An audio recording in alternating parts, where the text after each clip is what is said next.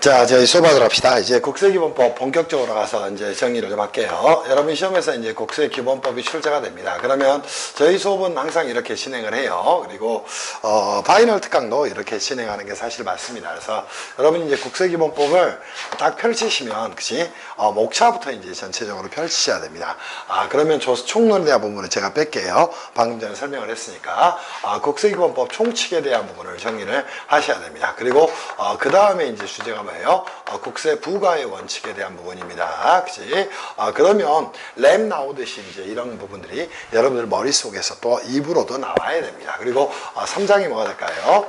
세법 적용의 원칙이 되는 것이다. 이렇게 정리를 해 놓으셔야 됩니다. 그리고 4장이 그죠? 납세의 성립확정 소멸에 대한 내용이 되는 겁니다. 그냥 하얀색으로 쓰겠습니다. 그죠? 자, 납세 의무에 뭐에 대한 내용, 그죠? 납세 의무에, 그죠? 성립도, 그죠? 확정도, 그죠? 소멸에 대한 내용들을 정리를 좀 하셔야 되고요. 자, 납세 의무의 성립, 확정, 소멸이 끝나고 나면 저희 교재는 이렇게 정리해 놨어요. 기한의 신고, 또 수정 신고, 그죠? 수정 신고, 또 경정 등의 청구에 대해서, 그죠? 경정 청구. 조금 더 이제 이렇게 간다면, 그죠? 여러분들 요즘에 이제, 그지? 특히나 세무사들이 회계학원에서 세법학을 가르치면서 제대로 알지도 못하면서 이렇게 가르쳐요. 증액경정하고, 그죠? 감액 경정에 대한 부분들이 그죠? 출제가 될 수 있을 거예요. 이렇게 이런 부분들을 이제 정리를 좀 하고 가셔야 됩니다. 그리고 나서 이제 납세무의 확장제도로 가서 정비를 하고 가셔야 될 것이야. 납세무의 확장제도로 가서 정리를 하시고요. 그죠? 또 하나 이제 볼 게 뭐가 있을까? 그죠? 국세 우선권에 대한 부분을 정비를 좀 하고 가셔야 됩니다. 역시 국세 우선권에 대해 정비를 하셔야 되고, 또 하나 이제 그죠? 가산세 부과와 감면, 또 그죠? 가산세 뭐에 대한 그치?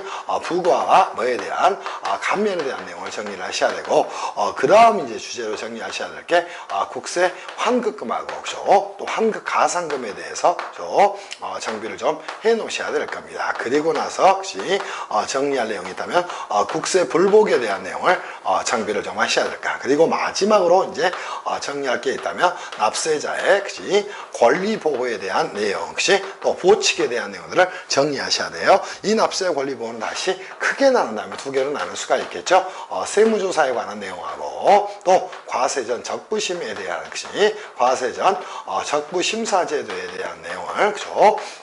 정리를 좀 하고 가셔야 될 거야. 그때 이제 국세기본법은 제가 이미 말씀드렸듯이 어느 하나도 빠뜨리지 못할 정도로 중요한 부분입니다. 그래서 이쪽 부분은 완벽하게 좀 이해를 좀 해 놓으셔야 돼. 그래서 국세기본법은 제가 늘 말씀드리지만, 그치? 세법학의 50%다. 이렇게 말씀드릴 수 있어요. 그래서 세법학의 뭐가 됩니까? 그치? 50%가 된다. 이렇게 정비를 꼭 해 놓으시고, 이 국세기본법은 정말로 잘 하셔야 됩니다. 무슨 말씀인지 아실 수 있겠죠. 그래서 저희는 이제 전체적인 내용으로 정비를 좀 할게요. 여러분 시험에서 이제 가장 많이 나오는 내용은 첫 번째 총칙에 대한 내용이 많이 나올 거예요. 여기서 이제 가장 먼저 해야 될 게 뭐가 있다? 용어의 정의에 대한 부분을 정확히 좀 잡으셔야 됩니다. 그치? 기본적으로 원천징수가 뭔지도 모르고, 그죠? 또 납세자가 뭔지도 모르고, 납세무자가 뭔지도 모르고, 세법을 공부하는 분이 한둘이 아니에요. 그치? 그런 것부터 정리하셔야 돼요. 또 국세기본법의 특수관계자의 범위가 어떻게 되는가? 세무공무원이 어떻게 되는가? 이런 부분들을 정확히 좀 정리를 해 놓으시기를 바랍니다. 두 번째 이제 정리할 부분이 뭐 있어요? 인격에 대한 부분입니다. 근데 이 인격을 국세기본법 입장으로 전환시킨다면 법인 아닌 단체에 대한 법인 아닌 단체에 대한 처리 문제에 대해서 완벽하게 정리하셔야 돼. 이거는 올해 출제될 가능성이 굉장히 많습니다. 그래서 이 법인 아닌 단체의 납세무에 대한 부분을 법인세법이 적용될 것이냐, 소득세법이 적용될 것이냐, 거기에 대한 문제가 제기되는 거예요. 심지어 또 부가세법까지도 갈 수 있어요. 그래서 이 부분 꼭 정리를 해 놓으시기를 바랍니다. 그리고 이제 세 번째 정리할 게 있다. 뭐가 있다? 기간하고 기한이 존재를 하게 됩니다. 그때 특히나 이 기한과 관련해서 기한 연장 사유 등에 대해서 기한 연장과 관련된 내용들을 정비를 좀 해 놓으셔야 될 것이야. 그리고 이제 마지막으로 정리할 내용이 있다면 서류 송달에 대한 내용을 정비를 하셔야 될 겁니다. 여러분 시험에서 이제 서류 송달이 나온다면 기본적인 사항을 물어본 다음에 자, 공시 송달을 가지고 물어볼 확률이 굉장히 많습니다. 그래서 공시 송달의 사유 부분까지 꼭 정비를 해 놓으시라. 이렇게 말씀을 좀 드리고 싶어요. 오케이?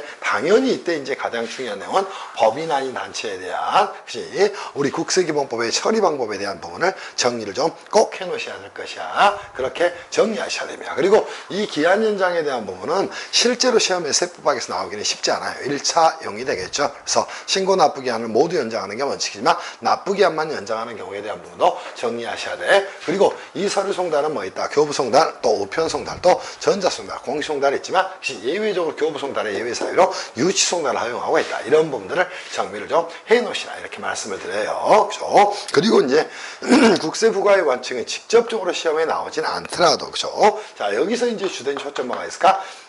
실질과세의 원칙에 대한 부분을 잘 정리하셔야 돼. 그러면 이 실질과세의 원칙에 대한 부분을 정비를 좀 하면서 어디를 보셔야 됩니까? 국세기본법과 세법의 관계를 살펴보고 가셔야 됩니다. 그러면 국세기본법의 규정은 원칙적으로 세법에 적용이 되지만 세법의 즉 개별세법의 효율적 규정이 있는 경우에 개별세법이 우선하게 됩니다. 오케이? 그때 역시 자 과거의 명의신탁자산에 대한 상속증여세법의 증여의제 규정에 대해서 수탁자인 수증자가 증여서 납세물을 지고 증여자와 수증자는 연대 납세물을 진다는 규정이 폐지가 됐어요. 이제는 해당 자산의 실제 소유자가 납세물을 진다. 그런 부분을 정리하셔야 돼. 두 번째 이제 정리할 게 뭐 있다? 신성실의 원칙에 대해서 정비를 좀 해놓으시기를 바랍니다. 그리고 이제 그 다음이 뭐가 있어요? 근거과세 원칙이 존재하죠. 그죠? 근거과세 원칙이 존재하고 마지막으로 정리하는 게 뭐 조세관면에 그죠? 사후관리에 대한 부분까지도 정리를 해놓으시기를 바랍니다. 물론 시험은 어디서 나올까요? 실질과세 원칙하고 신성실의 원칙에서 출제가 될 거예요. 그리고 세법 적용의 원칙에서는 뭐를 봐야 한다? 세법의 해석 기준에 대한 부분을 살펴보셔야 됩니다. 이때는 당연히 법률의 해석은 어떻게 이루어진다? 문헌 해석 또는 물리 해석에 따라서 혹시 해석을 하는 게 원칙이다. 다만 예외적으로 문헌에 의해서 혹시 해석하기가 불가능한 경우가 있어요. 일단 한 목적적 해석은 가능하다. 다만 유추 해석이나 확장 해석은 절대 허용되지 않는다. 두 번째 이제 여러분 시험에 나올 내용이 뭐였어? 소급과세 금지의 원칙에 대한 내용을 정비를 하셔야 됩니다. 이거는 헌법의 이제 소급입법 금지의 원칙을 혹시 세법 입장으로 전환시킨가? 그래서 소급과세 금지의 원칙에 대한 부분은 다시 두 개로 나눌 수 있죠. 입법에 의한 소급과세 금지의 원칙, 또 해석 또는 관행에 의한 소급과세 금지 원칙으로 여러분이 혹시 해석이나 관행에 의한 소급과세 금지 원칙 두 가지를 잘 정비를 좀 하고 가셔야 돼. 그리고 이제 당연히 혹시 세법에서 혹시 세법학에서 가장 중요한 국세기본법의 내용은 뭐가 될까? 납세의 성립도 확정도 소멸에 대한 부분의 연결고리를 가지고 잘 정리하셔야 돼.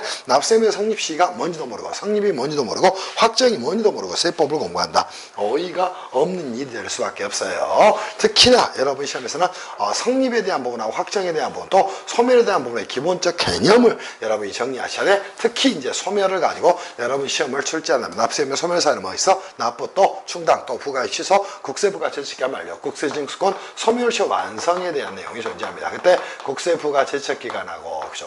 또 하나 뭐를 그죠? 국세징수권 그죠? 소멸시효 기간에 대해서 완벽한 이해를 좀 하시라. 오케이? 그러면 여러분 사례 문제수 너무 간단해. 얘는 뭐야? 신고기한의 다음날 징수권 소멸시효 기간 납부기한의 다음날. 근데 무신고를 했어. 그때는 납세 고유세에 의한 납부기한의 다음날이다. 이런 부분들을 정리하셔야 됩니다. 그래서 납세 및 성립확정 소멸 너무너무 중요한 내용이야. 그리고 법정 신고기한까지 과세편 신고서를 제출하지 않은 자가 무신고 가산세를 감면을 받기 위해서 하는 신고, 기한의 신고, 또 자 추가 납부세액이 있는 경우에는 신고, 수정신고, 또 경정청구. 이 부분이 이제 경정청구가 가장 중요한 내용이 되겠죠. 그래서 이 경정청구에 대한 부분은 일반적 경정청구와 후발적 사유에 대한 경정청구로 나눌 수가 있다. 이렇게 정리하셔야 돼. 또 최근에 이제 그죠? 자 행정소송과 관련해서 연결되는 부분이에요. 증액경정과 감액경정의 효력도 정리를 하고 가셔야 됩니다. 그리고 이 납세매 확장되도록 한다면 역시 자 첫 번째 이 납세매 승계에 대한 부분을 정비를 하고 가셔야 될 것이야. 그죠? 납세매 승계는 상속과 합병의 경우에 존재하는 것이다. 이렇게 정리하시고요. 두 번째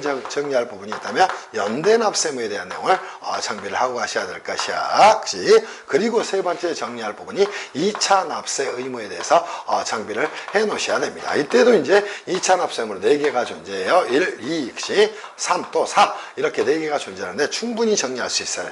그치? 청산이 등의 2차 납세무, 출자자의 2차 납세무, 법인의 2차 납세무, 사업양순의 2차 납세무에 대한 부분도 여러분이 정비를 정비를 좀 하고 가셔야 돼요. 그래서 이 납세면 확장 부분도 뭐 그럭저럭 중요한 파트 중에 하나다 이렇게 생각을 하고 가셔야 됩니다. 그리고 국세 우선권에 대한 내용을 공부를 할 때는 뭘 하셔야 돼?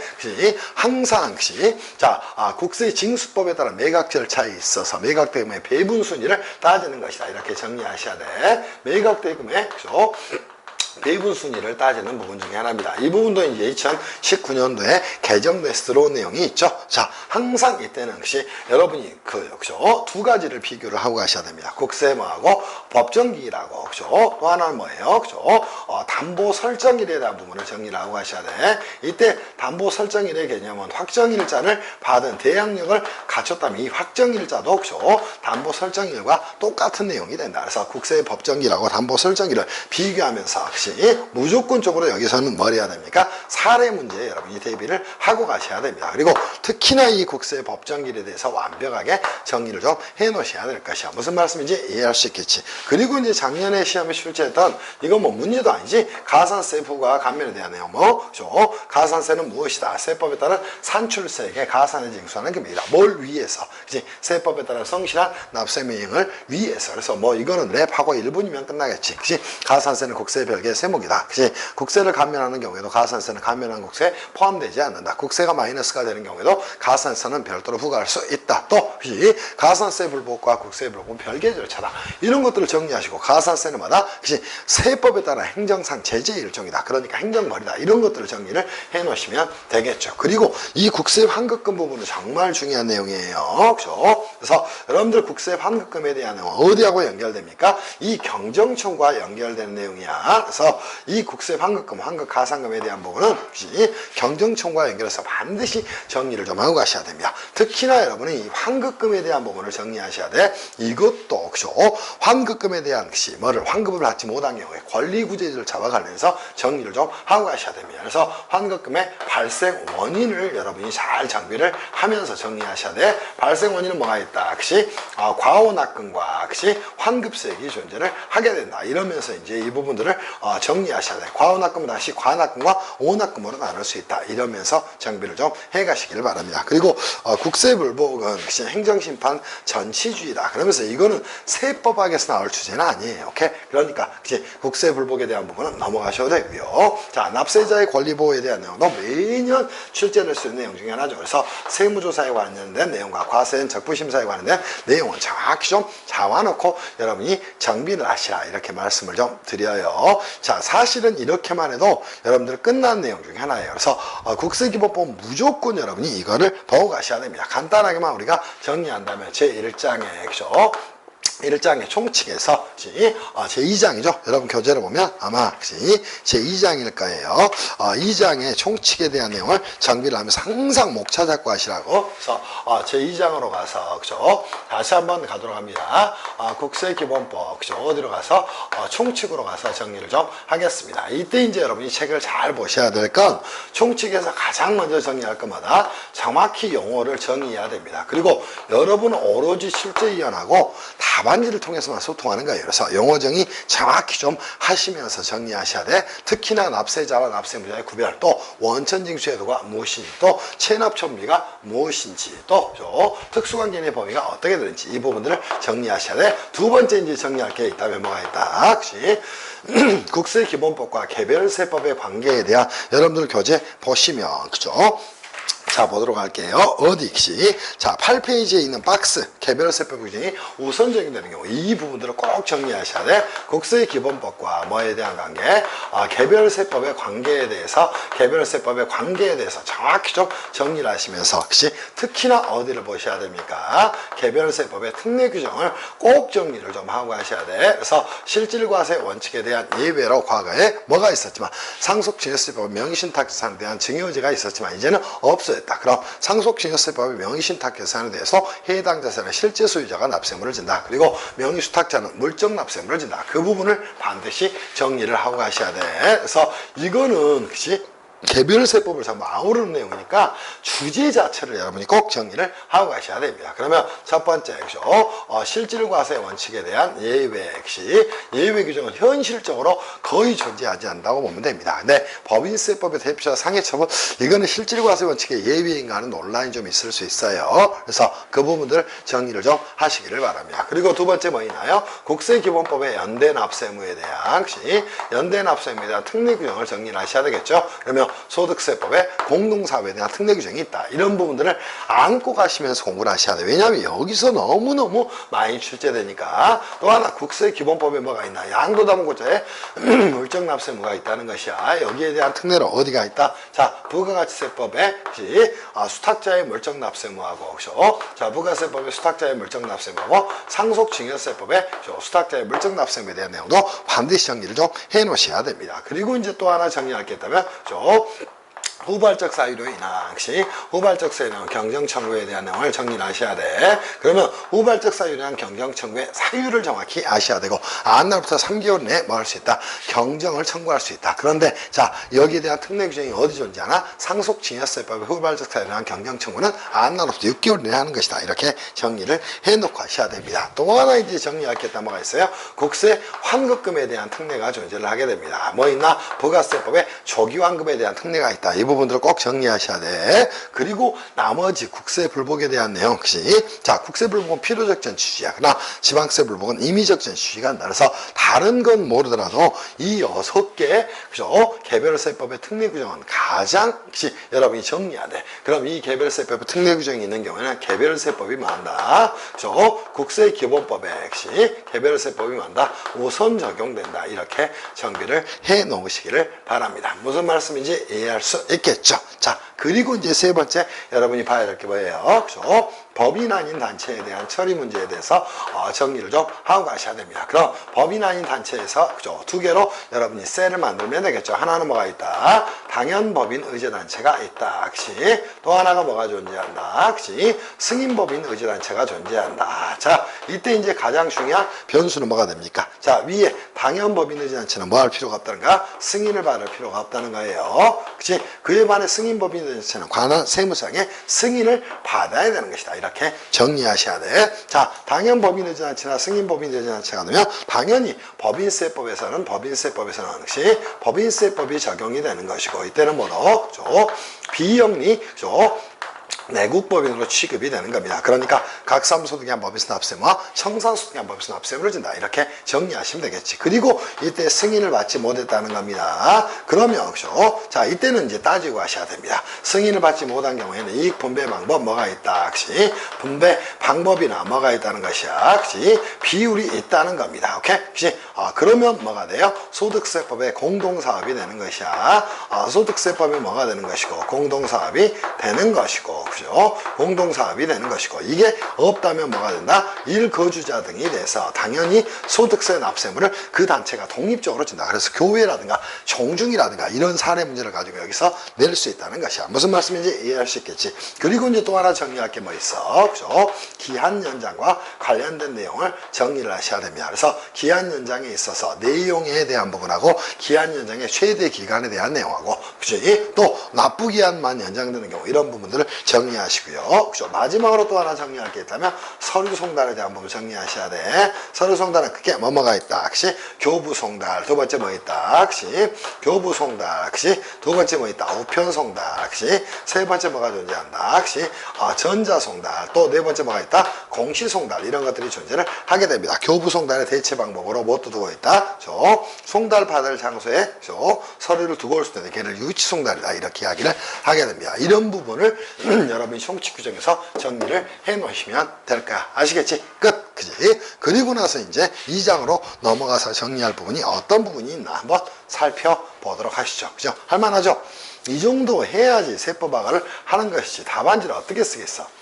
말로 하는 건 쉽지만 글을 쓰는 건 꽤 어려운 거예요. 그래서 여러분들 이 내용 가지고 꼭 정비를 해 놓으시기를 바랍니다. 제가 왼쪽에 목차점 여러분도 세법 공부하면서는 꼭 목차를 넣고 공부를 해 놓으셔야 돼요. 그렇지 않으면 안 된다 이렇게 말씀을 좀 드립니다. 그래서 그렇게 정비를 해 놓으시기를 바랍니다. 방금 말씀드렸던 또 내용들이 이제 올해 출제될 가능성이 있는 개정 내용들까지 말씀을 드렸어요. 그렇게 정비를 좀 하시라 이렇게 말씀을 좀 드립니다. 이제는 제3장 가서 여러분들하고 정리할 내용이 있죠.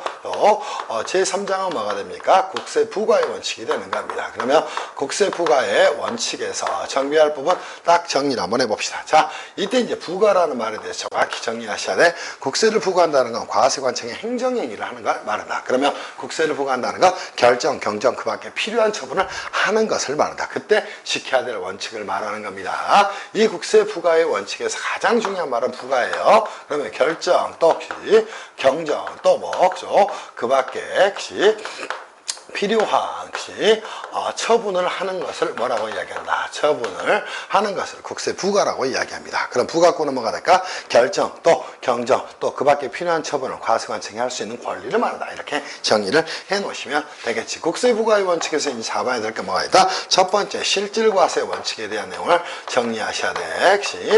실질과세 원칙에서는 세 번째가 중요하죠. 오케이? 첫 번째 뭐 있어? 귀속에 따른 실질, 두 번째 내용에 따른 실질, 그리고 세 번째는 뭐가 있습니까? 그죠? 자, 귀속에 따른 실질, 내용에 따른 실질, 세 번째가 이제 중요한 내용이 되겠죠. 조세 회피, 방지를 위한 실질과세 원칙이 존재를 하게 됩니다. 이때 조세 회피 방지를 위한 실질과세 원칙이 제3자 거래나 우회 거래를 통한 실질과세 원칙을 말하는 것이다. 이렇게 정비를 해놓고 가시면 되겠죠. 우회 거래, 자, 이거는 어디로 응용이 된다? 응용이 되는 게 개별세법에 자, 부당행위상 부인으로 연결이 되는 것이다. 이렇게 잡아놓고 공부를 해나가셔야 됩니다. 그래서 부당행위상 부인 규정으로 연결이 되는 것이다. 이렇게 정비를 해 놓으시기를 바랍니다. 무슨 말씀인지 이해할 수 있겠지. 그래서 이쪽에 이제 초점을 두면서 이 실질과세 원칙을 직접 출제하지 않는다면 소득세법이나 법인세법 또 부가세법의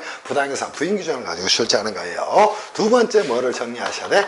신의성실의 원칙을 정리하셔야 돼. 그럼 신의성실의 원칙은 과세관청의 신의칙과 납세자의 신의칙으로 나눌 수가 있다. 그러면서 이 신의성실의 원칙에서 하나만 잡으세요. 자, 과세관청도 납세자도 모두 적용이 되는 원칙이지만 납세자도 모두 적용이 되는 원칙이지만 여러분이 잡으셔야 될 건 하나만 잡으시라는 거. 과세관청의 신의칙에 대해서만 정리를 하고 가셔야 됩니다. 첫 번째, 정리할 게 뭐가 있다.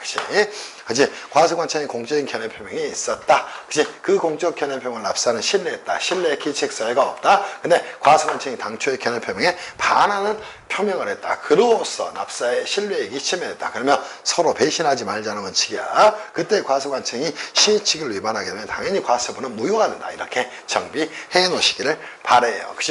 그리고 나서 자, 근거과세 원칙에 대한 내용 정리를 하시면 되겠죠. 항상 세법은 국민의 재산권 침해 문제가 제기됩니다. 그래서 반드시 장부 등이 있는 경우는 장부에 따라서 과세를 해야 됩니다. 그래서 이거는 간단하게 응용이 될 수 있겠죠. 자, 장부나 신고 서류가 없다면 그때는 추계에 의한 과세가 허용이 된다. 대입적으로 법인세법의 동업자원형, 또 소득세법의 기준경비율 또는 단순경비율 제도, 부가세법의 동업자원형 등의 방법이 있다. 이렇게 정리하시면 돼. 이때 근거라는 건 뭐다? 장부 또는 신고 서류 등을 말하는 겁니다. 이렇게 여러분이 잡고 가시기를 바래요. 그리고 나서 마지막에 정리해야 될 내용이 뭐 있어? 조세관면에 사후관리에 대한 내용이 존재를 하게 됩니다. 그래서 이 네 개에 대해서 정확히 잡으세요. 이건 조세특례제한법에서 굉장히 중요한 내용이 될 것이에요. 그게 국세 부과의 원칙에 대한 내용 끝.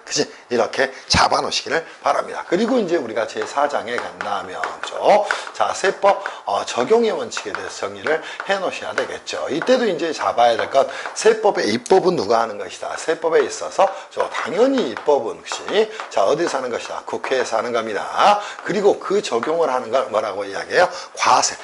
조세 부과나 징수라고 이야기를 하게 되는 겁니다. 그거를 누가 하는 것이야? 징수 등의 행위를 국세청에서 한다는 겁니다. 또는 기획재정부에서 하는 거예요. 이때 이제 국세청은 뭐예요? 행정청의 일종이라는 겁니다. 그럼 국회가 입법한 세법에 대해서 뭐 하는 것이다? 국세청이 조세 부과 징수함에 있어서 지켜야 되는 원칙을 뭐라고 얘기한다? 세법 적용의 원칙이다. 이렇게 이야기를 하게 되는 겁니다. 그러면 이 세법 적용의 원칙은 어떻게 나눠질 것인가? 다시 한번 정비를 좀 해놓고 해놓고 가시면 되겠죠. 첫 번째 뭐가 있다. 세법의 해석 기준에 대한 부분을 정리를 하셔야 돼요. 과거에 등록면허서에서 이걸 가지고 건드려서 당연히 만다. 문헌 해석의 원칙, 물리 해석의 원칙이다. 그게 법률 해석의 기본적인 내용이 됩니다. 두 번째가 뭐가 있다. 소극과세 금지의 원칙에 대해서 정리를 좀 해놓고 하셔야 됩니다. 이때는 뭐가 있다. 입법에 의한 소극과세 금지의 원칙과 같이 두 번째는 뭐가 있다. 해석 또는 관행에 의한 소극과세 금지의 원칙이 존재를 하게 됩니다. 이때는 뭐가 돼요? 자, 성립 정리하면 되겠죠. 납세무가 성립한 국세 등에 대해서 성립 후에 새로운 세법에 따라서 소급에서 과세하지 않는다. 이렇게 정리하셔야 돼. 해석 관행이 납세자에게 일반적으로 받아들여진다. 새로운 해석이나 관행에 따라서 소급에서 과세하지 않는다. 그래서 여러분 시험에 세법의 해석 기준에서는 그냥 세법 적용 원칙에서는 이 두 개가 하이라이트인데 소극과세 금지 원칙이 조금 더 응용 문제로 내기가 좋아요. 그리고 나서 이제 세 번째 정리할까? 세무공무원 재량의 한계. 세무공무원 뭐에 대한 재량의 한계에 대한 부분. 그죠? 이거는 뭐 세법학적 관점에서 출제될 내용은 아니죠. 그리고 기업회계의 존중에 대한 부분입니다. 자, 존중이라는 말은 무시하지 말자는 거예요. 그럼 세법이나 국세기본법에 별도의 규정이 있는 경우 기업회계는 적용되지 않는 것이야. 그런데 법인세법을 기업회계처럼 공부하면 안 되겠지. 그치? 그래서 꼭 이렇게 정비를 해 놓기를 바랍니다. 출제가 되는 건 이 두 개에서 출제될 수 있어요. 그렇게 정리를 해 놓으시라. 이렇게 말씀을 좀 드립니다. 이제는 어디 갈까? 5장으로 가서 정비를 좀 하겠습니다. 자, 5장은 우리가 봐야 될 내용이 뭐뭐 있나? 납세의 성립확정 소멸에 대한 부분을 정확히 여러분이 잡아놓고 하셔야 됩니다. 오케이? 그래서 제 5장으로 가서 정비를 좀 할게요. 그렇죠? 5장 가서 이제 어떤 부분을 정리해야 되는가를 말씀을 좀 드리겠습니다. 그래서 5장으로 한번 가보도록 하시죠. 그죠? 자, 5장 갑니다. 그죠? 자, 제 5장 가면은, 혹시, 제 5장입니다. 납세 의무에, 그죠? 납세 의무에, 뭐가, 혹시, 의무의 성립, 또, 그죠? 두 번째 뭐가 있어요? 확정, 또 뭐가 있어요? 소멸에 대한 내용이 있다는 겁니다. 그러면, 납세의 성립, 확정, 소멸에서 이제, 첫 번째 이제 여러분이 정리할 게 있다면, 그죠? 자, 납세의 성립에 대한 부분, 이 부분은 뭐 말로 할 수 없이 중요하니까요. 성립에 대한 부분에서 정확히 여러분이 이제 정비를 해야 될 내용은 뭐가 있을까? 납세의 성립의 의 이렇게 정리하셔야 됩니다. 그때는 항상 기준을 확정해서 잡아야 되는 것이야. 그럼 뭐다? 납세의 확정에 일정한 과세 요건의 충족에 의해서 기초가 제공되는 걸 말한다. 다시 한번 용어 정의 한번 해봅시다. 자, 일정한 과세 요건의 충족에 의해서 납세의 확정한 확정의 기초가 제공되는 걸 납세의 성립이다. 이렇게 이야기를 하게 되는 겁니다. 여기서 이제 잡아야 될 거 뭐가 있을까? 납세의 성립 시기에 대해서 잘 보셔야 돼요. 여러분 시험은 오히려 1차 시험보다 쉬울 수 있어요. 그때 납세의 성립 시기에서 주된 세목인 다른 것들은 안 보시더라도 법인세, 또 소득세, 부가세, 또 상속증여세, 지방세 이런 것들을 가지고 좀 정리하셔야 돼. 그래서 법인세라든가 또는 뭐가 있어, 그죠? 소득세라든가 또 뭐가 있어, 부가가치세라든가, 혹시 또 뭐가 있어, 혹시 상속증여세라든가, 증여세라든가, 혹시 증여세라든가 또는 지방세 중에 뭐 취득세, 등록면허세, 또 재산세, 또 뭐가 있어, 개별 소비세 이런 것 등에 대해서 여러분들이 뭘 정리하셔야 돼? 납세의 성립 시기에 대한 부분을 정리하셔야 돼. 얘를 과세 시기라고도 이야기를 하게 됩니다. 그래서 이 납세의 성립 시기에 대한 부분은 개별세법에서는 과세 시기라고도 이야기하고 너무나 이게 중요하니까 납세의 성립 시기에 대한 부분을 완전히 잡아 놓으셔야 됩니다. 아시겠어요? 자, 그리고 나서 두 번째 정리하게 되면 납세의 확정에 대한 부분이 있을 거예요. 그죠? 납세의 확정은 어떤 방식으로 이루어진다. 납세의 확정은 무엇이다? 그럼 의 먼저 정리를 하고 가셔야 되겠지. 납세의 확정은 뭐다? 일정한 과세요건의 충족으로 성립된 납세 의무가 구체적 조세권책으로 전환되는 걸 말한다. 이렇게 정비하시면 되겠지. 그리고 납세의 확정 시기는 과연 뭐가 있을까? 확정의 방식은 혹시 크게 세 가지가 존재한다. 첫 번째 뭐 있다? 신고납세 방식. 두 번째 뭐가 있다? 부가가세 방식. 세 번째가 뭐가 존재한다? 자동 확정 방식. 이 세 가지가 존재를 하게 됩니다. 그때 이제 여러분들 시험에서 대표적으로 부가가세 방식을 가끔 물어볼 수도 있지만 세법학이니까 신고납세 방식의 장점, 또 부가가세 방식의 장점 이런 것들을 중심으로 정비를 좀 해놓으셔야 될 거예요. 그러면 부가가세 방식에 해당하는 국세는 뭐 있어? 상속증여세와 종합부동산세 두 개가 존재한다. 이렇게 정리하면 되겠죠. 그럼 신고납세 방식 뭐다? 납세자의 신고에서 납세무가 확정되는, 즉 조세채권 채무가 확정되는 방식을 말한다. 이렇게 정비하셔야 돼. 그리고 이제 마지막으로 정비할 게 있다면 세 번째가 될까요? 납세 의무의 소멸에 대한 부분을 여러분이 정비를 하고 가셔야 됩니다. 그럼 납세 의무 소멸에서는 첫 번째 정비할 게 있다. 뭐다? 의의다. 그치? 자, 뭐에서 확정된 신고 또는 부과, 즉 과세관청의 결정에서 확정된 조세 채무가 납부 또 충당 또 부과의 취소, 국세부가 제척기한 만료, 징수권 소멸 시효 완성에 의해서 소멸하는 걸 말하서 소멸사의 5가지까지 정리를 해 놓으시면 될까. 근데 여기에 당연히 핵심은 뭐가 됩니까? 그죠? 국세부가 제척기간하고, 그죠? 국세부가 제척기간하고, 그죠? 국세 징수권 소멸 시효에 대해서 정확히 정리를 좀 하는 내용이 됩니다. 소멸시효 기간에 대해서 정리를 좀 하셔야 돼요. 그때 이제 여러분이 정비할 내용은 첫 번째 뭐가 있다. 의의를 정확히 잡으셔야 됩니다. 국세부가권의 제척기간, 즉 국세부가권의 예정 존속기간을 말하는 것이다. 이렇게 정리하면 되겠죠. 그리고 이제 시험에 정말로 많이 나오는 내용, 응용 문제예요. 국세부가 제척기간의 기산일에 대해서 완벽하게 좀 정리를 해 놓으시기를 바랍니다. 이때는 통상 언제가 됩니까? 법정 신고 기한에, 그죠? 다음 날부터 기산한다. 이거는 꼭 안고 가셔야 돼. 그리고 국세부가 제척기간의 종류는 자, 존재하겠죠. 자, 일반 국세의 경우에는 5, 7, 10이 되는 것이고, 그죠? 자, 줄이겠습니다.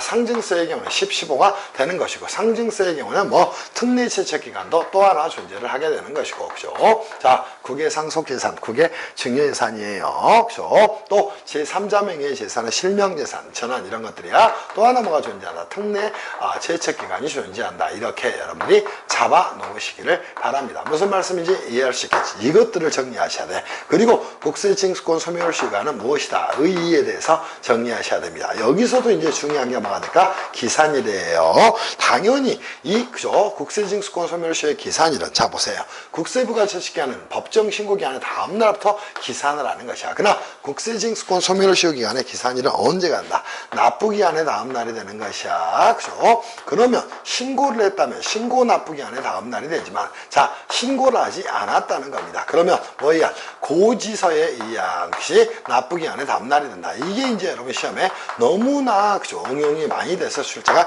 이루어지게 됩니다. 이런 부분들을 정비를 해 놓으시기를 바래요. 그리고 국세징수권 소멸 시간은 적용이 어떻게 된다? 원칙 5년이다. 다만 5억 이상 국세는 10년이다. 이렇게 이제 여러분이 정비를 할 수 있어야 된다는 것이야. 무슨 말씀인지 이해할 수 있겠지. 이게 5장 내용에 대한 것이에요. 근데 여러분 시험은 거의 제가 이렇게 목차 잡아놓고 정리한 부분에서 출제가 이루어지게 됩니다. 무슨 말씀인지 이해할 수 있을 거예요. 잘 따라오기를 바랍니다. 끝. 그치? 그리고 이제는 어디를 갈까요? 6장으로 가서 기한 후 신고, 또 수정 신고, 또 경정 청구, 또 증액 경정과 감액 경정에 대한 부분을 여러분이 정비를 좀 해놨으면 좋겠어요. 그래서 6장 가서 정리하겠습니다. 그치? 가보시죠. 그죠?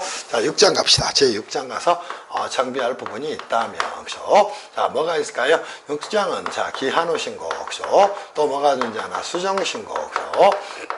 또 뭐가 존재하나? 경정 청구, 그죠? 또 뭐가 존재하나? 혹시 증액 경정과 감액 경정 등이 존재를 하게 됩니다. 혹시 증액 경정과 뭐에 대한 감액 경정에 대한 내용들이 그죠? 존재를 하게 됩니다. 당연히 여기서 이제 시험의 포인트는 경정 청구하고 증액 경정 또는 감액 경정의 효력에 대한 부분이 출제가 이루어질 거예요. 자, 첫 번째 이제 우리가 따라간다면 기한 후 신고에 대한 부분은 그죠? 가산세하고 연결을 시켜야 됩니다. 그러면 첫 번째 신고자 적격, 혹시 신고의 사유, 혹시 자, 신고를 혹시 하게 되면 어떤 효과가 생겨나는가, 이런 것들이 이제 정리를 해야 될 내용이 되겠죠. 그럼 자, 법정 신고 기한까지 과세편 신고서를 제출하지 않은 자가 언제까지 과세관청이 결정하에 통지하기 전까지 뭐함으로써 법정 신고 기한 경과부에 신고를 함으로써 무신고 가산세를 감면을 시키지 않은 겁니다. 그러면 당연히 기한 후 신고에 대해서 과세관청은 얼마 내에 3개월 이내에 결정 통지하는 가 있다. 이런 것들을 정비를 하고 가셔야 되겠죠. 그리고 두 번째 이제 수정신고에 대한 내용도 마찬가지예요.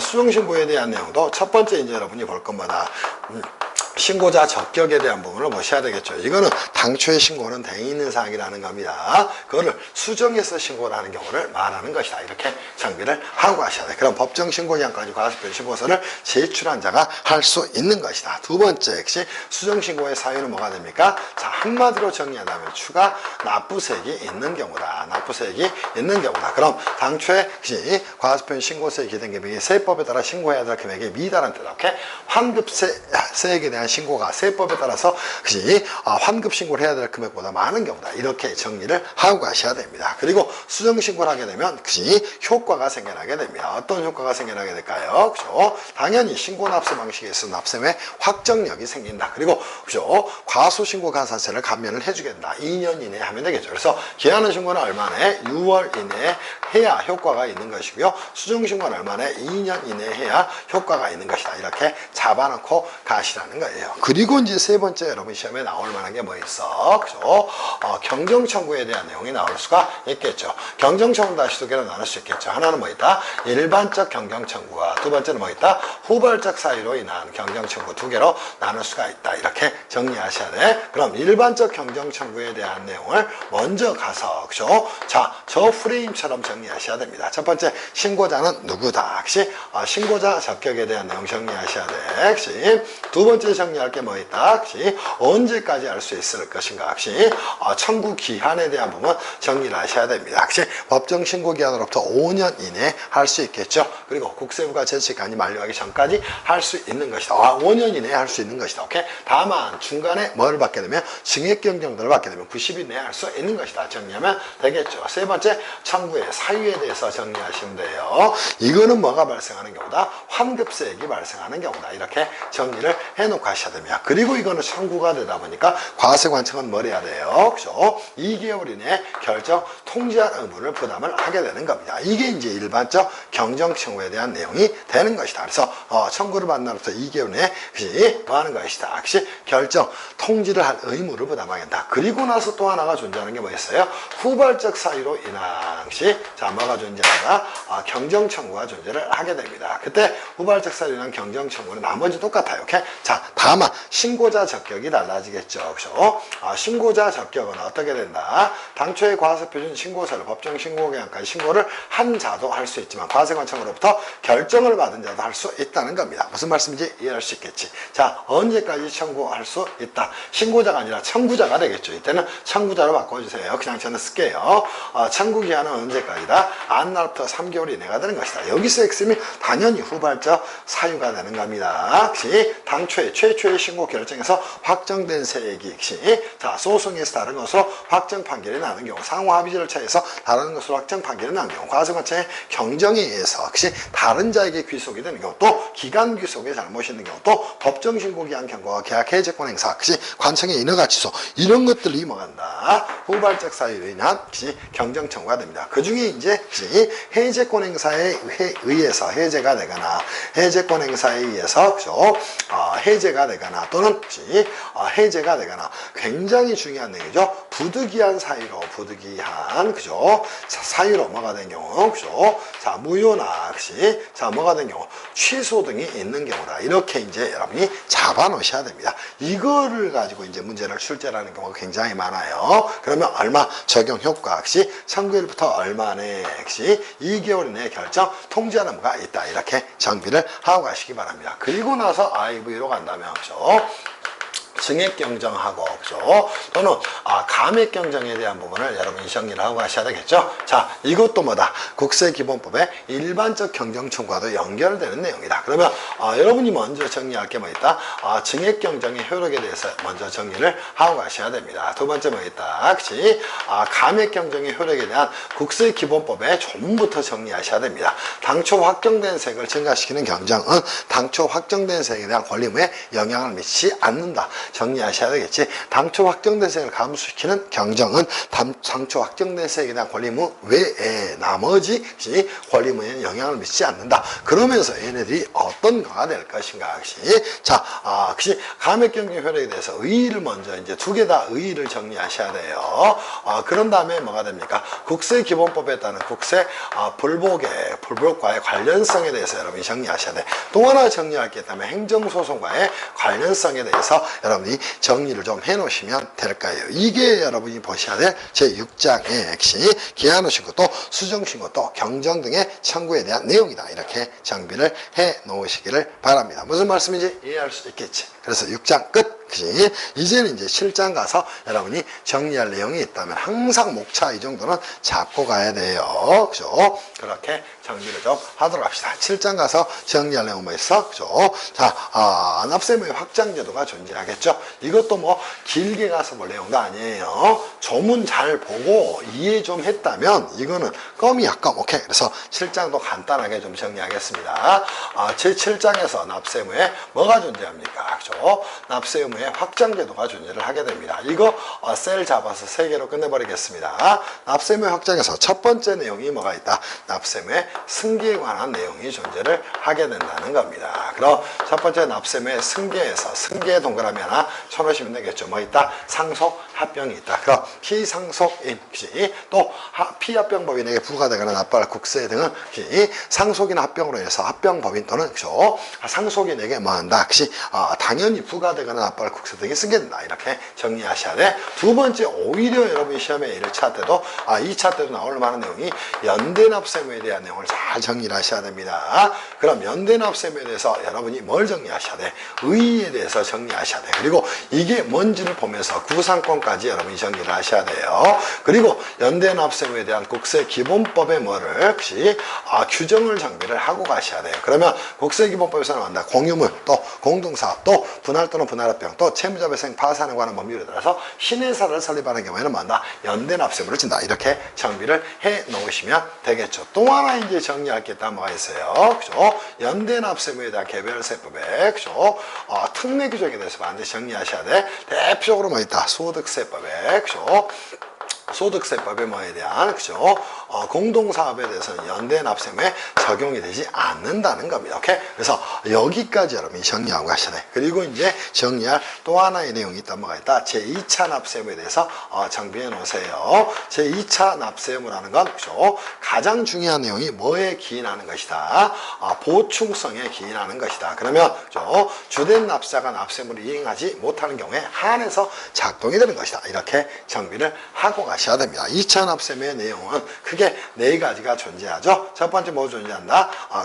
청산이 등의 2차 납세무가 존재한다. 이렇게 잡아 놓으셔야 됩니다. 두 번째 뭐가 있다? 출자자의 2차 납세무가 존재하죠. 이때 출자자는 다시 쪼개서 역시 2개로 여러분이 정비할 수 있어야 됩니다. 그러면 이 출자자의 2차 납세무에서 출자자의 범위에는 누가 들어갈까? 하나는 역시 상법상 한 명의 산업자회사의 무한책임사원이 들어가게 되는 거고요. 두 번째 이제 들어가야 될 내용이 뭐 있을까? 과점주주에 대한 내용으로 가서 역시 2차 납세무에 대한 부분을 정리를 하고 가셔야 됩니다. 그리고 세 번째 이제 존재하는 게 뭐 있을까? 법인의 2차 납세무에 대해서 정리를 하고 가셔야 돼. 그리고 이제 마지막으로 정리할 내용이 있다면 사업 양수인의 2차 납세무에 대해서 정리를 하셔야 됩니다. 이 부분에서 이제 개정이 일어났죠. 모든 사업 양수인이 2차 납세무를 지는 게 아니라 양도인과 특수관계에 있는 경우에 한해서 또 조세 회피 목적의 사업 양수의 경우에 한해서만 2차 납세무를 진다. 이렇게 잡아 놓으셔야 됩니다. 그래서 납세무 확장 제도에서도 자, 제 개인적으로 볼 때는 연대 납세무가 더 중요해요. 이렇게. 근데 이쪽을 거의 가르치지 않지. 왜냐면 강사들이 연대 책임이 뭔지를 많이 모르기 때문이야. 그리고 2차 납세무에서 당연히 핵심 뭐가 돼요? 출자자의 2차 납세무하고 사업 양수인의 2차 납세무에 대한 부분을 정리하셔야 됩니다. 그러면서 과점주가 2차 납세무를 진다는 건 유한 책임 원칙에 예외가 되는 거예요. 그래서 발행규칙총수의 50%를 초과하고 엔드입니다. 엔드야. 절대 오화가 아니야. 그죠? 그치. 법인의 경영을 뭘 해야 됩니까? 사실상 자, 뭐 해야 돼요? 지배해야 됩니다. 이 2개 요건이 모두 충족돼야 2차 납세무를 지는 것이다. 이렇게 여러분이 그릇골을 잡아서 공부를 해 나가시라. 이런 말씀을 좀 드려요. 무슨 말씀인지 이해할 수 있겠지. 이때 의결권 주식은 제외한다. 그리고 그것이 언제 지는 것이다. 납세무 성립일 현재를 기초로 하는 것이다. 여기는 나쁘게 한 만료일 현재를 기초로 하는 것이다. 사업양수는 2차 납세무는 양도일 이전에 확정된 그 사업에 관한 국세에 한정되는 것이다. 이렇게 꼭 잡아 놓기를 바랍니다. 이해됐죠? 자, 끝. 그지? 그리고 나서 제8장에서 이제 여러분이 정리할 내용이 있다면 뭐예요? 이미 설명을 드렸듯이 국세, 우선권에 관한 내용을 정리하셔야 됩니다. 근데 이거는 실질적으로 국세 기본법의 내용이라기보다는 국세 징수법에 있어서 자, 뭘 하게 됩니까? 그지? 체납자의 재산을 체납자의 재산을 뭘 하게 됩니까? 그치? 공매 등을 통해서 환가를 하는 경우에 뭐가 되는 거예요? 그죠? 매각대금에 대한 뭐가 된다? 배분 순위의 문제를 다루는 게 뭐다? 오케이? 그치? 자, 국세 우선권에 관한 내용이다. 이렇게 정리하셔야 됩니다. 그리고 여기서는 항상 뭐로 정리하는 것이야? 사례 문제로 대비를 하는 것이에요. 그러면 자, 우리가 이제 1순위, 2순위, 3순위 여기까지 여러분이 정비를 해 놓으셔야 되겠죠. 그럼 1순위, 2순위, 3순위는 뭐가 돼? 1순위는 체납처분비가 된다. 그치? 2순위는 뭐가 된다. 그치? 법에 의해서 보장된, 그치? 최종 3개월 임금이라든가, 3월 임금이라든가, 그치? 최근 3년간 퇴직금이 된다. 그리고 이제 핵심적인 사항은 뭐가 돼요? 그 재산에 대해서 부과된, 그치? 대해 뭐가 돼? 그치? 부과된 뭐가 있어요? 국세 등이 존재를 하게 된다는 겁니다. 이때 이제 주의를 좀 하셔야 되겠지. 그 재산에 대해서 부과된 국세 등에는 뭐가 있다는가? 그죠? 상속세라든가, 또 증여세라든가, 그죠? 또 뭐가 존재한다? 종합부동산세가 존재를 하게 됩니다. 그치? 이때 이제 여기에 대한 내용을 정리를 하시면 돼. 그리고 나서 네 번째 순위에서를 고민할 때는 뭐예요? 그죠? 국세 법정기일하고, 그죠? 뭐를 보는 것이야? 담보 설정일을 이렇게 비교를 하게 되는 겁니다. 그때 VS 이라는 거예요. 국세 법정기일이 빨랐다면 4번은 뭐가 될까? 국세 가산금이 되겠지. 그리고 그 다음 피담보 채권이 되겠지. 기타 임금 채권이 되겠지. 근데 담보 설정일이 뭐 했다는 거예요? 빨랐다는 겁니다. 그러면 4순위는 피담보 채권이 될 것이야. 그치? 그리고 나서 기타 임금 채권이 될 것이야. 그리고 국세 등이 될 것이야. 이 국세 우선권의 적용에 있어서 가장 중요한 게 넘어간다? 국세 법정기일이 되는 겁니다. 그리고 이제 이 국세 우선권에 대한 어떤 문제로 가셔야 돼요? 응용에 대한 문제를 가져가셔야 됩니다. 이 응용 문제에서는 오로지 이제 논리가 딱 하나예요. 국세의 법정기일에 대해서 여러분이 잘 정리를 하고 가시면 돼요. 이게 이제 중심이다. 이렇게 생각을 하고 가셔야 됩니다. 이 중심을 기초로 논의가 전개되는 것들이 존재를 하게 됩니다. 그게 첫 번째가 뭐가 될까? 양도담보권자에 뭐가 있다. 그치? 물적 납세무에 대한 규정이 존재를 하게 되는 겁니다. 두 번째 뭐가 있을까요? 그죠? 자, 가등기 담보재산에 대한 압류와, 그치? 담보재산에 대한 뭐하고, 그치? 압류와, 그치? 압류와 뭐가 있어요? 그죠? 압류입니다. 압류와 국세 우선권의 문제를 좀 정리를 하고 가셔야 됩니다. 또 하나 이제 정리할 게 국세 기본법에 있다면 통정 허위, 자, 뭐에 대한 담보, 그죠? 설정 계약에 대한 뭐가 있다, 그죠? 취소권이 존재를 하게 됩니다. 그래서 여러분들이 이제 국세 우선권에 대한 내용을 다룰 때 이 위쪽은 1차 문제야. 오케이? 그러면 2차 문제에서 무조건 이거를 양도담보권자의 물적 납세무, 또 가등기 담보재산에 대한 압류와 국세 우선권, 또 통정의 담보 설정 계약에 대한 취소권 행사에 대한 부분까지 정리를 해 놓으셔야 공부를 좀 했다고 할 수 있는 것이야. 무슨 말씀인지 이해할 수 있겠어요? 반드시 이렇게 정리를 하시기를 바랍니다. 그리고 이제 9장에 가산세 부과 가면 이거는 뭐 쉬운 내용이죠. 그래서 아까 했던 걸로 한 서너 가지의 셀만 여러분이 좀 정리를 좀 해 놓으시면 돼요. 그래서 자, 우리가 이제 8장까지 했고요. 9장에 있는 내용에서 정리할 부분이 무엇인가 한번 가서 정비를 좀 해보겠습니다. 자, 9장 가서 정비를 좀 합시다. 자, 제 9장 갈게요. 칠판이 이제 좀 더러워서 제가 하나를 좀 바꾸고 하도록 하겠습니다.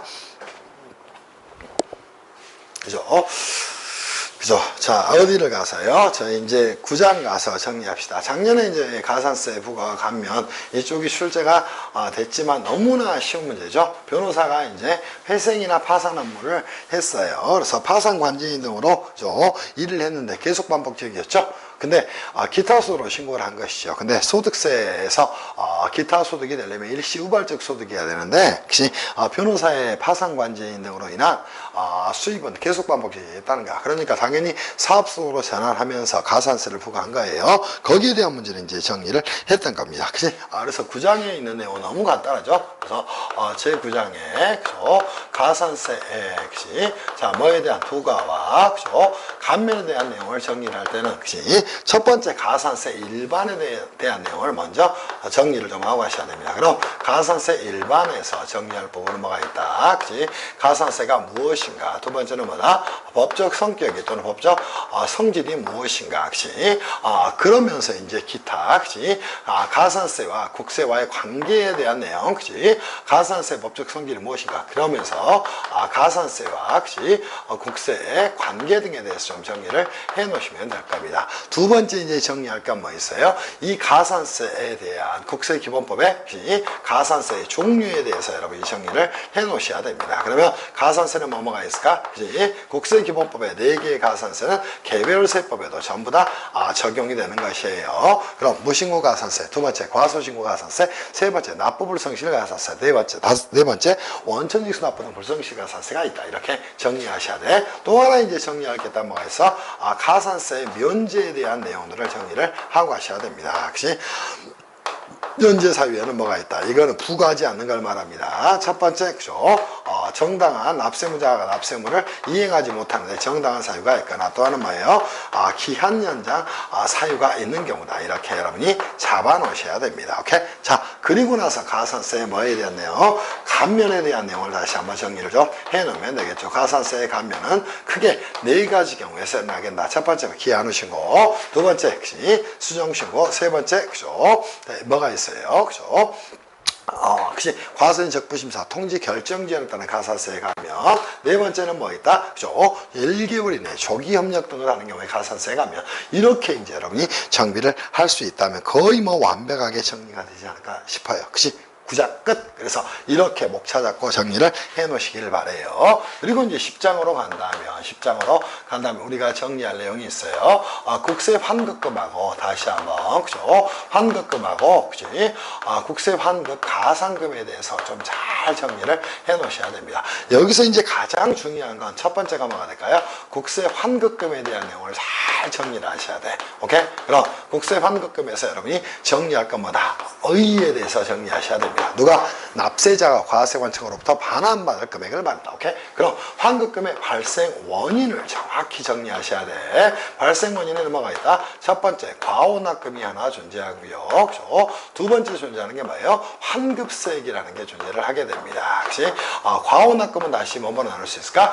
과납금이라는 거하고, 자, 오납금이라는 거로 나눌 수 있어요. 그때 행정소송법에서는 과납금과 오납금에 대해서는, 자, 부당이득 반환 청구권 행사를 통해 돌려받을 수 있다. 그러나 이것 또한 뭐가 돼요? 과납금은 초과납부한 금액이니까, 자, 과연 국세기본법의 불복을 통해서 구제받을 수 있을까? 당연한 것이죠. 오케이? 그때는 국세기본법의 국세불복을 통해서 구제받을 수도 있다. 그러면 기타의 방법으로 구제받는 건 뭐다? 부당이득 반환 청구권 행사에서 구제받는 것이다. 그래서 국세기본법의 국세불복도 당연히 뭐한 것이다? 가능하다. 이렇게 정리하셔야 돼. 그치? 그리고 다른 법률에 의한 구제입니다. 법률에 의한 구제에 있어서는 둘 다 뭐한다? 그치? 당연히 민법상 부당이득 반환 청구권 행사를 통해서 구제받을 수가 있다. 그치? 이렇게 정리를 좀 하고 가셔야 됩니다. 그래서 부당이득 반환 청구권 행사에 의해서 구제받을 수가 있다. 그에 반해 환급세액은 뭐가 됩니까? 당연히 과세관청이 환급해야 될 금액입니다. 환급을 하지 않았다는 거예요. 그때도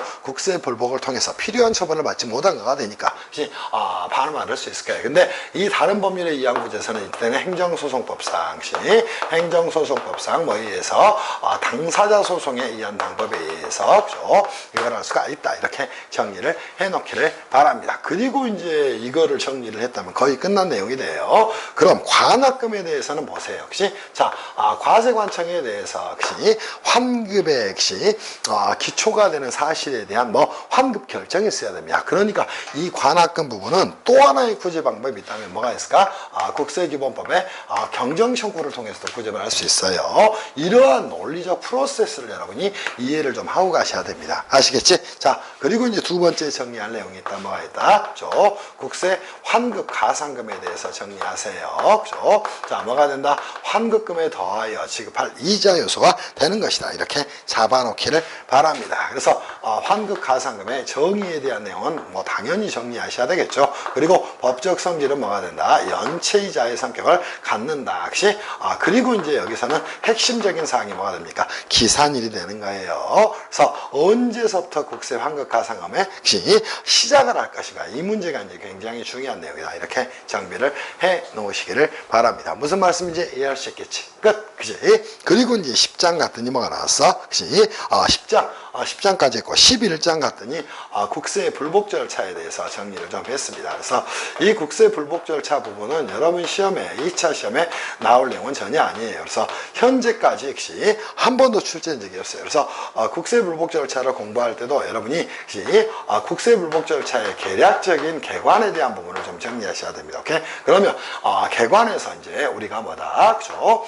국세 불복 절차는 역시 필요적 전치주의를 작동을 시킨다는 사실을 좀 정리를 하셔야 될 거고요. 내용에 대한 부분을 정리하면서 꼭 이렇게 정리하셔야 돼. 첫 번째 뭐가 있다. 국세 불복의 대상은 무엇이다. 역시 위법 부당한 처분 또 필요한 처분을 받지 못해서 권리 또는 이익이 침해된 경우다. 그러면 첫 번째 자, 청구인 적격에 대한 부분을 정리를 해 놓으셔야 될 것이야. 불복 청구인은 어떻게 될 것인가. 정리하면 되겠죠. 위법 부당한 처분을 받은 자 또 필요한 처분을 받지 못해서 권리 이익이 침해된 자가 됩니다. 그래서 권리 이익 또 이익이 침해된 자가 말할 수 있고 국세 불복을 청구할 수 있어요. 그리고 나서 그 이해관계인도 청구를 할 수 있다는 겁니다. 여기에는 2차 납세무자, 보증인 또 물적 납세무자도 가능하다. 이런 것들이 이제 핵심이 될 것이야. 또 혹시 변호인도 할 수 있다. 그때는 대리인도 할 수 있다. 그때는 선임 대리인과 국선 대리인을 나눌 수가 있다. 이렇게 정비를 하고 가시면 되겠죠. 자, 청구가 일어나게 되면 뭐 할까요? 공식적으로 자, 국세불복에 대해 심사하는 과정을 거치게 됩니다. 그래서 국세불복에 대한 심리라고 이야기해요. 요건 심리와 본안 심리로 나눌 수 있을 거예요. 그리고 나면 뭐 하게 됩니까? 결정을 하게 됩니다. 결정은 형식적 요건이 미비된 경우에 내리는 결정. 뭐가 있다? 각하시 청구의 이유가 없다고 내리는 결정. 기각시 청구를 받아는 결정. 인용. 그런데 이제 주로 시험에 나올 만한 내용은 뭐가 있을까? 제조사 결정의 법적 성격에 대해서 혹시 이 부분을 이제 건드릴 확률이 좀 있어요. 그래서 이 부분까지 여러분이 정리를 해놓고 하세요. 그리고 혹시 그 밖에 이제 사항에 대해서 정리한다면 뭐 집행 부정지의 원칙이라든가 기타 사항입니다. 그죠? 집행 부정지라든가 불이익 변경 금지의 원칙이라든가 이런 것들은 이제 용어로 여러분이 쓰실 수 있다면 좋을 것 같다. 이런 생각이 좀 들어요. 불이익 시 변경의 뭐라든가 그죠? 금지라든가 이런 것들을 정리를 좀 해놓기를 바랍니다. 이게 이제 여러분이 보셔야 될 제11장의 국세불복 절차에서 세법학적 관점에서 여러분이 정리할 내용이다. 이렇게 정비를 하겠습니다. 그리고 이제 마지막으로 그죠? 하나 정리하고 여러분하고 그죠? 이 내용을 좀 마치도록 할게요. 마지막으로 이제 정리할 내용이 있다면 뭐가 있을까? 납세자의 권리에 대한 내용을 가져가서 여러분한테 정리를 해야 될 내용이 있을 겁니다. 그래서 여기는 혹시 한 5분 정도 써서 간단하게나마 좀 설명을 좀 할게요. 그죠? 자, 우리가 어디 갈까? 제 12장인가요? 그죠? 12장의 납세자의 뭐하고, 그죠? 권리보호와 보칙에 대해서 이제 여러분하고 정비를 좀 하겠습니다. 그래서 12장 가서 간단하게나마 그죠? 정비를 좀 해볼게요. 12장이다. 그죠? 납세자의 권리보호와 납세자의 혹시 권리 보호와 뭐에 대한 내용이에요? 보칙에 대한 내용입니다. 그러면 우리가 이제 첫 번째 잡아야 될 게 뭐가 있을까? 납세자의 권리 보호가 필요한 세법의 이제 가장 중요한 내용 중에 하나가 뭐가 될까요? 그죠? 첫 번째가 뭐가 됩니까? 세무조사와 관련된 내용이 되는 겁니다. 자, 세무조사는 과세관청이 공권력을 행사하는 과정이 됩니다. 그지? 그리고 납세자의 이제 장부 등을 뒤지게 됩니다. 그래서 이 세무조사에 대해서는 국세기본법의 요건과 절차를 반드시 따르도록 강제하고 있다는 것이야. 만약에 국세기본법의 요건과 절차를 따르지 않는다면, 그죠? 일반 원칙에 대해서 여러분이 정리를 하시라는가. 그지? 당연히 뭐가 되는 것이다? 무효가 되는 것이다. 이렇게 잡아놓고 하시라는 거예요. 응? 자, 두 번째, 이 세무조사에 관한 일반적인 사항을 좀 정리하셔야 돼요. 세무조사에 뭐라든가 사전통지라든가, 또, 그죠? 사후, 그죠? 결과통지라든가, 이런 것들에 대한 기본적인 사항을 좀 정리를 하고 가셔야 됩니다. 그리고 세무조사의 종류에 대한 내용도 정리를 하고 가셔야 되겠죠? 정기조사와, 또, 수시선정에 의한 수시조사, 또 뭐 있어요? 이 외에도 뭐 한다는 것이야? 특정 항목에 대한 조사, 항목에 대한 조사, 또 뭐가 있어요? 부분 조사 등도 가능하다. 조사 등이 뭐 한다. 그죠? 가능하다. 이런 부분들은 이제 여러분이 정리를 좀 해놓고 하셔야 될 것이야. 오케이? 그리고 나서, 납세자의 뭐에 대한, 성실성 추정에 대한 내용, 그죠? 또 이제 정리를 할 내용이 있다면, 재조사 금지에 대한 내용, 금지에 대한 내용, 또, 세무공무원은 세무조사라고 하면 납세자의 장부 등을 막 보관하고 있을 겁니다. 그때 납세의 장부 등을 법이 허용하는 그 경우를 제비하고는 한다. 절대 유출할 수 없다. 배를 비밀 유지 의무라고 이야기를 하게 됩니다. 유지 의무라고 이야기하죠. 그래서 비밀 유지 의무 등에 대해서 여러분들이 정리를 좀 해놓으시면 좋을 것 같아요. 두 번째 이제 정리할 게 있단 뭐가 있어요? 과세전, 그죠? 적부심사에 대한 내용을 꼭 정리를 하고 가셔야 돼요. 그럼 과세전 적부심사는 자, 첫 번째, 의의는 무엇이다? 자, 세무조사에 대한 결과 통지 또는 과세예고 통지를 받은 자가 과세 전에 그 당초의 과세의 적법 여부에 대해서 심사해달라고 요구할 수 있는 사전적 권리구제 제도가 되는 것이다. 이렇게 하나를 잡아놓고 가시면 되겠죠. 그러면서 이제 여기에 법적 성질까지 쓰시면 될 것이야. 자, 사유는 뭐가 돼? 세무조사에 대한 결과 통지 또는 과세 예고 통지를 받은 경우가 사유가 됩니다. 근데 과세 적부심사 청구의 배제 사유 에 대해서 반드시 정리하셔야 돼요. 특히나 이제 국세징수법과 연결되는 뭐가 있어요? 납기전 징수 사유 이런 것들을 여러분이 같이 안고 가셔야 돼요. 얘는 뭐가 돼? 국징의 규정이에요. 그러니까 국세징수법을 가서 이것들을 여러분이 살펴보고 와야 됩니다. 그래야 세법을 한다고 하지 무슨 이런 납기전 징수 사유가 뭔지도 모르고 공부하면 되겠어? 두 번째, 수시부가 사유가 있다든가, 또 하나 이제 부가의 사유가 있다든가, 국세부가 채식한 만료일까지 기간이 제척기간 뭐까지 기간 만료일까지의 기간이 만료일 까지의 뭐가 기간이 얼마 이내인 경우 3개월 이내인 경우 이런 경우 등을 여러분이 정리를 하시라는 것이 오케이. 그리고 과세인 적부심사 청구에 있어서 청구의 효과에 대한 부분들을 정리를 좀 하셔야 돼요. 당연히 30일 내에 결정 통지해야 된다. 또 하나 가산세와 관련된 부분을 정리하셔야 되겠죠. 통지 결정 지연이 있게 되면 납부불 성실 가산세 50%를 감면한다. 이렇게 정리하시고요. 결정의 종류에 대한 부분도 정리를 하셔야 돼. 자, 심사하지 않는다는 결정, 또 채택, 또 불채택, 또 재조사 결정 이런 것들까지 여러분이 정비를 해놓고 하셔야 됩니다. 그리고 이제 여러분들이 또 하나 정리할 내용이 있다. 보칙에 대한 내용이 있겠죠. 자, 그러면서 보칙에서는 실제로 시험은 나오지 않을 수 있지만, 자, 납세 관리인에 대한 부분은 꼭 정리하셔야 돼요. 납세 관리인에 대해서 반드시 선임이 필요한 필수적 선임이 필요한 경우, 선임이 있어야 되는 경우, 또 임의적 선임이 있어야 되는 경우 이런 부분들을 잘 정비를 해 놓으셔야 됩니다. 그리고 이제 또 하나 시험에 나올 수가 있다면 고액 상습, 체납자의 뭐에 대한 명단 공개에 대한 내용도 좀 정비를 해 놓으셔야 됩니다. 그때 고액은 얼마가 돼요? 2억 이상이 되는 겁니다. 또 체납 발생일로부터 얼마 1년이 뭘 했어야 됩니까? 경과했어야 됩니다. 이자들에 대해서 뭐 한다? 자, 명단을 공개할 수 있다. 이렇게 정비하면서 정리를 좀 해 놓으시면 되지 않을까 싶어요. 이게 이제 국세기본법에 대해서 전체를 정리한 내용입니다. 제가 이제 이런 말씀을 드려요. 다른 강의들은 과거에 있던 강의들을 보완을 해서 올려드릴 건데, 세법학을 공부한다는 건 이거는 해가 지나도 변하지 않아요. 개정 내용과 거의 상관이 없어요. 왜냐하면 사회과학에서 개정이 되더라도 기존의 내용을 붙여서 가거나 기존 내용을 좀 변형하는 것 뿐이야. 그래서 여러분이 공부를 할 때 역시 개정 내용 이런 부분들도 금방 이해를 해야 돼. 10분이면. 그렇게 공부가 돼 있지 않으면 아예 공부가 돼 있지 않은 거예요. 그래서 국세기본법 저희가 정리한 것들처럼 나머지도 정리를 해드릴 테니까 혹시 이렇게 정비를 좀 하세요. 그리고 물적납세물을 하려면 국세기본법 양도담권자의 물적납세물을 먼저 알고 나머지를 알아야 되겠지. 그치? 그런 부분에 유념을 좀 하시기를 바랍니다. 그치? 잠시 쉬었다 하겠습니다.